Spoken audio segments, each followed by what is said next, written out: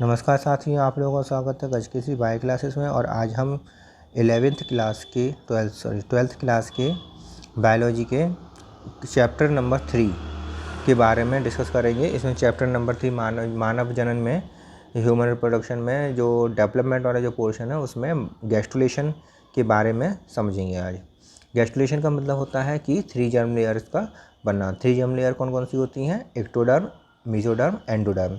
ये 3 germ layer हैं। इनका जो फॉर्मेशन है किस प्रकार होता है ये गैस्ट्रुलेशन में हम समझते हैं।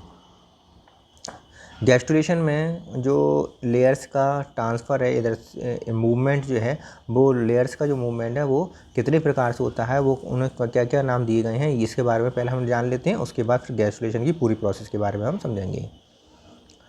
तो गैस्ट्रुलेशन के जो प्रोसेस होती है जिसमें मूवमेंट होता है लेयर्स लेयर्स बनती हैं, वो 2 प्रकार से बनती हैं। एक तो एपिबॉली कहलाती है, दूसरी एम्बॉली कहलाती है। जैसे कि यहाँ पर दिया हुआ है ये एपिबॉली और एम्बॉली। एपिबॉली जो होती है इसका मतलब क्या होता है कि जो लेयर्स होती है, मेन लेयर जो होती है उसके ऊपर की तरफ, ये रही मेन लेयर, तो मेन लेयर के ऊपर की तरफ अगर सेल्स बनती हैं की सारी चीज फॉर्मेशन होती है तो एपिबॉली कहलाती है। यदि मेन लेयर के नीचे की तरफ सेल्स का फॉर्मेशन होता है, सेल्स की लेयर बनती हैं नीचे की तरफ, ऊपर की तरफ नहीं, अंदर की तरफ या नीचे की तरफ, तो इसे कहते हैं एम्बॉली। ठीक है। एपिबॉली, एपी माने ऊपर की तरफ, लेयर्स मेन लेयर के, मुख्य लेयर के ऊपर की तरफ अगर कोई नई लेयर बनती है तो एपिबॉली, अंदर की तरफ लेयर या नीचे की तरफ जो लेयर बनती हैं उसे कहते हैं एम्बॉली। ठीक है। तो नीचे की जो लेयर बनती हैं वो भी 4 प्रकार से डिवीजन है उसका। एक तो इन्वेजिनेशन है, इवोल्यूशन है और इंजर्शन है और डिलेमिनेशन है। ठीक है। तो इन्वेजिनेशन, इन्वोल्यूशन, इंजर्शन और डिलेमिनेशन, ये चार प्रकार से इनको बांटा गया है एम्बॉली को। सबसे पहले बात करते हैं एपिबॉली की। एपिबॉली में आप ये देखिए कि एपिबॉली जो होती है इसमें जो मेन लेयर है, रेड रंग से बनाई गई है जो मेन लेयर है, इस मेन लेयर के ऊपर की तरफ नई लेयर का नए स्तर का फॉर्मेशन हो गया है। इसे कहते हैं एपिबॉली, क्योंकि मेन जो मुख्य लेयर के ऊपर की तरफ इसमें नई लेयर्स का फॉर्मेशन हुआ है। और इस लेयर से क्या बनती है? एक्टोडर्म का निर्माण होता है। अगर कोई मुख्य लेयर है उसके बाहर की तरफ अगर लेयर बन रही है तो वो जो लेयर इस तरह की जो प्रोसेस कहलाएगी, लेयर बनेगी, उसे एपिबॉली कहेंगे। और जो बाहर वाली लेयर है उससे अगर एक्टोडर्म बन रही है तो ये हमें मिलता है, किसमें देखने को मिलता है? उसका उदाहरण है सी अर्चिन। ये सी अर्चिन में हमें देखने को मिलता है डेवलपमेंट इस प्रकार की प्रोसेस, एपिबॉली टाइप की प्रोसेस हमें सी अर्चिन में देखने को मिलती है। इसके बाद आती है एम्बॉली। तो एम्बॉली में पहला जो है इन्वेजिनेशन है। तो इन्वेजिनेशन में हम देखते हैं ये भी सी अर्चिन का ही इसमें एग्जाम्पल देखने को मिलता है। इन्वेजिनेशन में क्या होता है, ये मुख्य लेयर है वो धीरे धीरे अंदर की तरफ बढ़ने लगती है। जैसे कि ये मुख्य लेयर है और ये मुख्य लेयर अंदर की तरफ बढ़ने लगती है। इसका जो फॉर्मेशन है वो अंदर की तरफ होने लगता है। ये धीरे धीरे अंदर की तरफ बढ़ने लगती है और अंदर की तरफ बढ़ने के कारण इसे हम कहते हैं इन माने अंदर की तरफ वेजिनेट हो रही है, अंदर की तरफ बढ़ रही है। ठीक है। तो इन्वेजिनेशन में जो नई लेयर का निर्माण होता है, जो ये रही नई लेयर का निर्माण, जो नई लेयर बन रही है, इस नई लेयर से क्या बनता है? एंडोडर्म बनता है। उसमें हमने नई लेयर जो बनी थी उससे क्या बना था? एक्टोडर्म बना था। जबकि यहाँ पर नई लेयर जो अंदर की तरफ बनती है इससे एंडोडर्म का निर्माण होता है और हमें देखने को मिलता है सी अर्चिन इसका एग्जाम्पल है। ठीक है।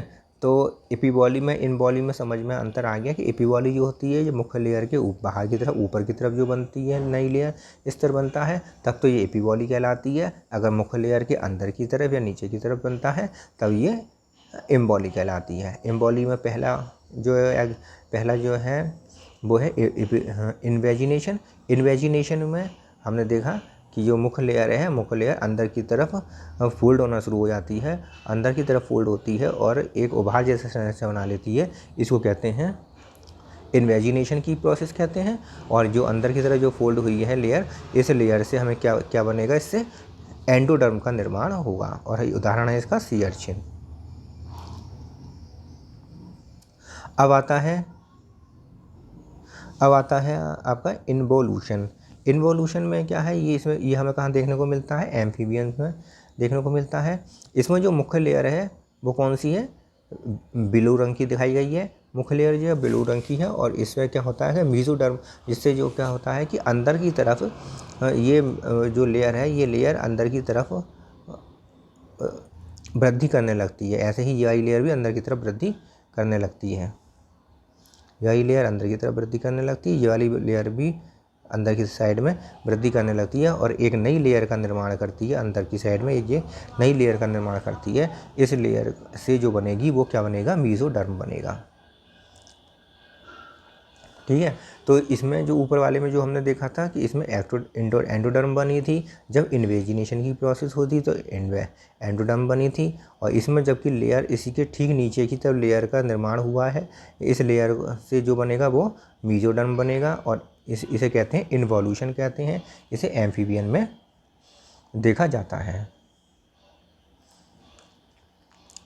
ठीक है। इसके बाद आता है इनग्रेशन। इनग्रेशन जो है वो सी अर्चिन में देखा जाता है। इनग्रेशन में क्या होता है कि जो मुख्य लेयर है, मुख्य लेयर से जैसे कि हमने मान लीजिए कि यहाँ हम बना देते हैं, ये मुख्य लेयर है।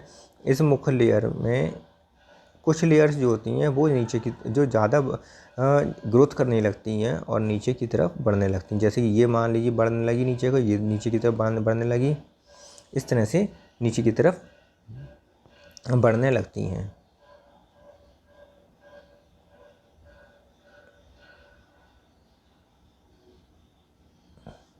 इस तरह से ये नीचे की तरफ बढ़ने लगती हैं और ये फिर ये डिवाइड हो जाती हैं, टूटकर अलग हो जाती हैं। और अलग होने के बाद क्या होता है कि अलग होने के बाद ये ऊपर वाली तो ऐसी ही रह जाती हैं और टूट कर जो अलग होती हैं वो नीचे की तरफ आ जाती हैं, ऐसे जैसे टूट कर जो नीचे की तरफ आने लगती हैं। तो ये एकदम फ्री हो जाती हैं, एक दूसरे से फ्री रहती हैं कोशिकाएँ, एक दूसरे से फ्री कोशिकाएँ रहती हैं। और इसके नीचे जो मुख्य लेयर है उसके नीचे की तरफ नई कोशिकाएँ बनने लगती हैं।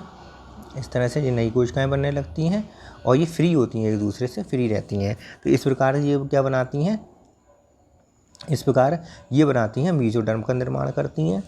इस क्रिया को, इस प्रकार की प्रोसेस को हम कहते हैं इनग्रेशन कहते हैं। ठीक है। तो मीजोडर्म भी यहाँ पर भी मीजोडर्म बनती हैं कोशिकाएँ, यहाँ पर भी मीजोडर्म बनती हैं। ये फ्री वाली मीजोडर्म होती है जिसमें फ्री सेल्स होती हैं, जबकि ये क्या एक लेयर की तरह बनती हैं और अंदर की तरफ बनती हैं। ठीक है। अंदर की तरफ तो बनती ही हैं लेकिन लेयर्स के रूप में बनती हैं। तो ये मीजोडर्म जो लेयर के रूप में है ये इन्वोल्यूशन कहलाता है। और जब ये लेयर्स जो सेल्स हैं वो लेयर न बनाकर फ्रीली होती हैं, एक दूसरे से स्वतंत्र होती हैं, तो ये इस प्रकार ये बनती हैं, ये भी मीजोडर्म बनाती हैं। लेकिन ये प्रोसेस जो कहलाती है इनग्रेशन कहलाती है, जो कि सी अर्चिन में हमें देखने को मिलती है। इसके बाद आता है डीलैमिनेशन। डीलैमिनेशन में क्या होता है, ये बर्ड्स और मैमल्स में देखी जाती है डीलैमिनेशन। इसमें क्या होता है, जो मुख्य लेयर है वो मुख्य लेयर डिवाइड होकर एक नई लेयर नीचे की तरफ बना लेती है। इसको हम कहते हैं, इस क्रिया को कहते हैं डीलैमिनेशन। डीलैमिनेशन में से जो बनने वाली नीचे की तरफ जो लेयर बनी हुई है नीचे की तरफ, ये लेयर्स क्या कहलाती है, ये निर्माण करती है हाइपोब्लास्ट का। मुख्य लेयर के नीचे की तरफ जो लेयर बनी है उसका निर्माण करती है, नई स्तर का निर्माण करती है। नए स्तर का हम कहते हैं हाइपोब्लास्ट। ये इससे हाइपोब्लास्ट बनता है। ठीक है।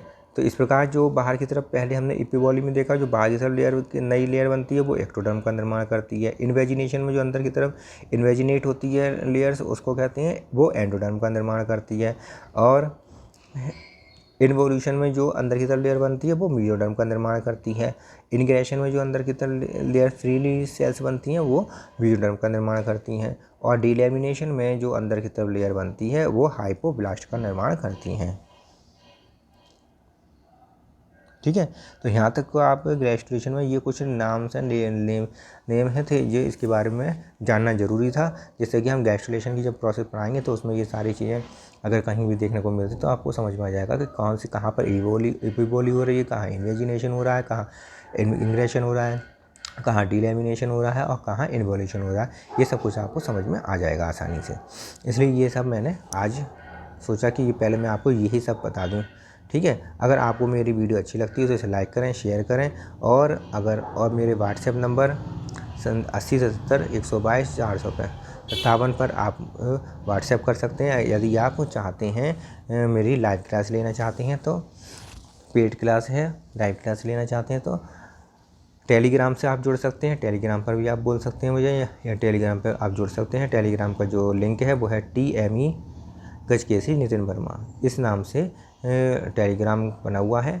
इसको आप ज्वाइन कर लीजिए और ज्वाइन करके उसमें आप PDF की कुछ इंपॉर्टेंट चीज़ होती हैं वो उसमें मैं डालता रहता हूँ, उसमें आप देख लीजिए। ठीक है, और मेरी वीडियो अगर आपको सही लगती हो तो इसे लाइक कर दीजिए, शेयर कर दीजिए अपने साथियों के साथ, जिससे कि उन्हें भी मेरी वीडियो का लाभ हो सके। और अगर मेरे चैनल पर पहली बार आए हैं तो मेरी चैनल को सब्सक्राइब ज़रूर कर लें, सब्सक्राइब कर लें और उसके सामने जो बेल आइकन आता है उसे ज़रूर दबा दें। ठीक है, बेल आइकन जो प्रेस कर दें। तो वीडियो लाइक करें, अपने साथी के साथ शेयर करें, सब्सक्राइब करें और बेल आइकन को दबा दें। और व्हाट्सएप कर सकते हैं अगर आप पेड क्लास लेना चाहते हैं, या फिर फ्री क्लास भी लेना चाहते हैं तब भी आप व्हाट्सएप कर सकते हैं, और इस टेलीग्राम चैनल को आप ज्वाइन कर सकते हैं। ठीक है, तो मैं आज इस वीडियो को यहीं समाप्त करता हूँ।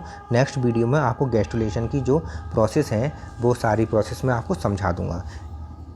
वैसे तो मैंने एक वीडियो बना रखी है जिसमें लिखने का जो पोर्शन है वो सारा उसमें समझा दिया है, समझा कर बता दिया है। NCERT की बुक से ही फ़ोटो खींचकर मैंने उसमें समझाया था, और लिखना भी उसमें सारा था, वो सब कुछ मैंने वैसे ही समझा दिया है। लिखने का भी पोर्शन उसी में से सब करना है। लेकिन क्या समझना से अलग से आप समझना चाहते हैं तो मैं अलग से समझा दूँ, एक वीडियो और बना दूँगा, उसमें आपको समझा दूँगा सब कुछ।